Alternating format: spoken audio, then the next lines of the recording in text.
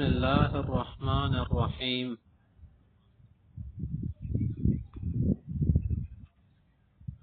میراث کے مسائل چل رہے تھے، اب آگے دیکھ رہے کہ خاتون کو کم حصہ دیا گیا ہے اور مرد کو زیادہ دیا گیا ہے۔ اس کی وجہ بتائی گئی کہ اما المرأة فإنها لا تستطيع القيام بهذه الامور، کہ خاتون میں وہ قدرت نہیں ہے جو مرد میں ہوتی ہیں۔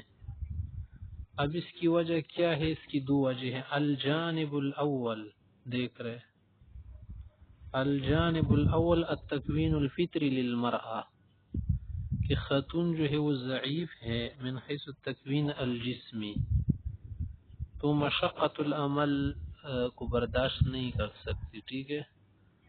اور اسی طرح سے وہی ضعیفۃ من حیث التکوین النفسی فلا تصبر على تحمل ما يقف في طريقها من العقبات، اس طرح سے جو مشکل مراحل پیش آتے زندگی میں، اس میں وہ نفسیاتی طور پر بھی ضعیف ہیں۔ جیسے جسمانی طور پر ضعیف ایک خاتون، اسی طرح سے نفسیاتی طور پر بھی ایک خاتون جو ہے نا وہ ضعیف ہوتی ہے، کمزور ہوتی ہے۔ ایک مرد اس کے مقابلے میں جسمانی طور پر بھی مضبوط ہوتا ہے، نفسیاتی طور پر بھی، فزیکلی اور سائیکولوجیکل مرد جو ہے نا وہ عورت سے کیا ہوتا ہے؟ مضبوط ہوتا ہے۔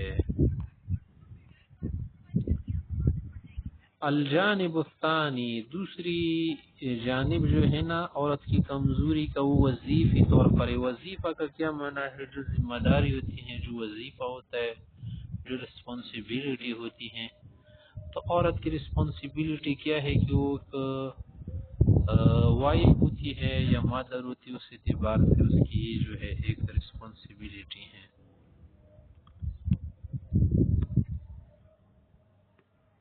اس کے علاوہ جو ہے آگے بات ہے نقطہ ثانیہ، النقطہ الثانیہ تحمل المسئولیہ، مسئولیت برداشت کرنا، ذمہ داری۔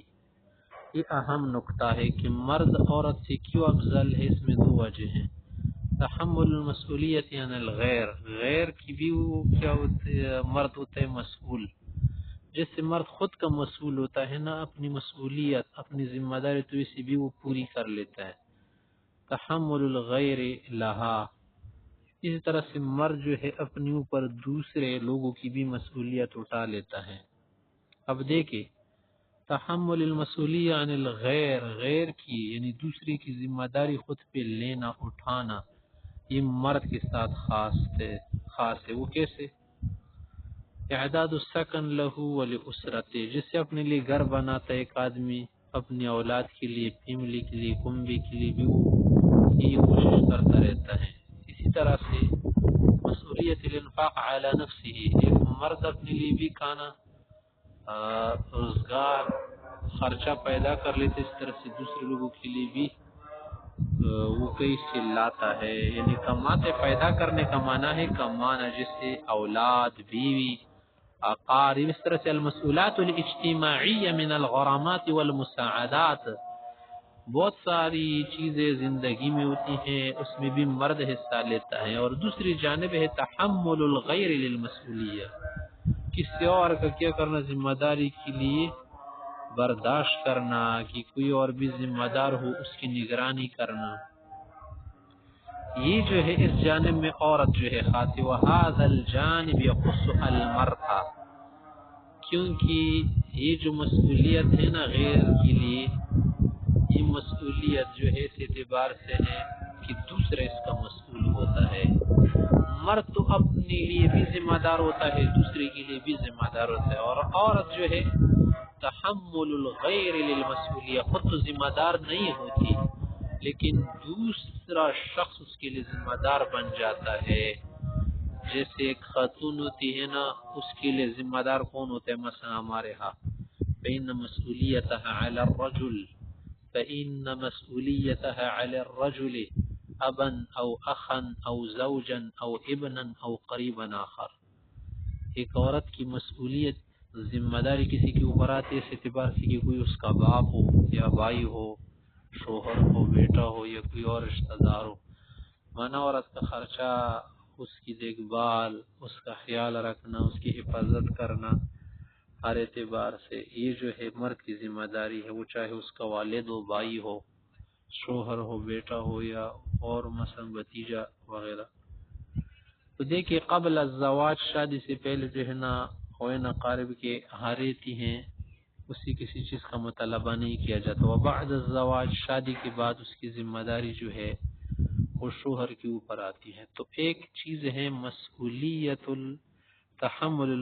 تحمل مسئولیہ عن الغیر، دوسری کی ذمہ داری بھی سر پہ لینا مرد کا کام ہے، اور ایک ہے کہ تحمل الغیر للمسئولیہ، کہ خود تو ذمہ دار نہیں ہے، دوسرا اس کا ذمہ دار بن جاتے، وہ خاتون ہے کہ اس کا ذمہ دار یا تو اس کے رشتہ دار ہوتے ہیں یا شوہر بن جاتا ہے۔ تو دیکھے عورت کے لیے ذمہ دار جو شوہر پھر بن جاتا ہے، سکن دیتے، رہائش کی جگہ رہائش، اور اس طرح سے کھانا کپڑا وغیرہ سب چیزیں جو ذمہ داریاں ہوتی ہیں، اور عورت کے پاس ایسا نہیں ہوتا۔ ہاں اگر ایک عورت مالدار ہے اور اس کا شوہر جو ہے اس درجے کا نہیں ہے تو وہ احسان کر سکتی ہے نقلی طور پر، اور دلجوئی کے لیے ثواب کی جیسے اپنے شوہر پر خرچ کر سکتی ہیں۔ دیکھیں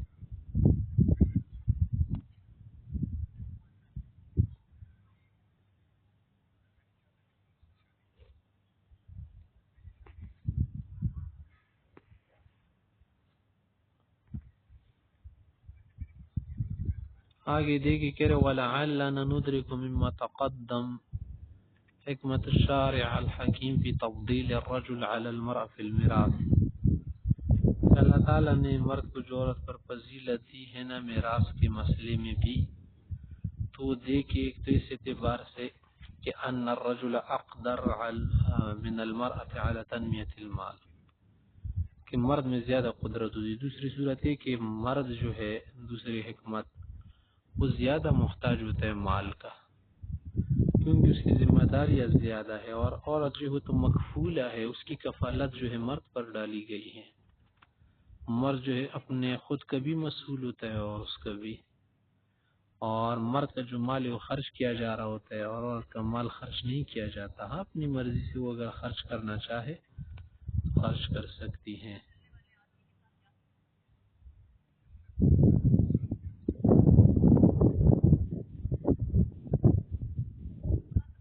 اور پھر جو ہے اللہ تعالیٰ نے اور اسلام نے جو ہے عورت کو بہت عدل کے ساتھ رکھا ہے، اس کو انصاف دیا ہے۔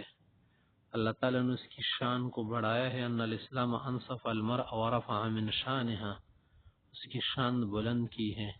اسلام سے پہلے عورت جو ہے گری ہوئی چیز سمجھی جاتی تھی، عورت بھی میراث میں ملتی جیسی چیزیں ملتی تھی، اچھی جائے کہ اس کو میراث ملے۔ یعنی جاہلیت کے زمانے اور اس طرح سے دوسرے ادیان میں عورت خود ایک میراث کی چیز ہوا کرتی تھی، میراث کا ملنا تو دور کی بات، اور ساتھ ساتھ میں جو مظالم اس پر اٹھائے جاتے تھے تاریخ میں، وہ سب کو معلوم ہے اگر کسی نے تھوڑا بہت سنا پڑا ہو۔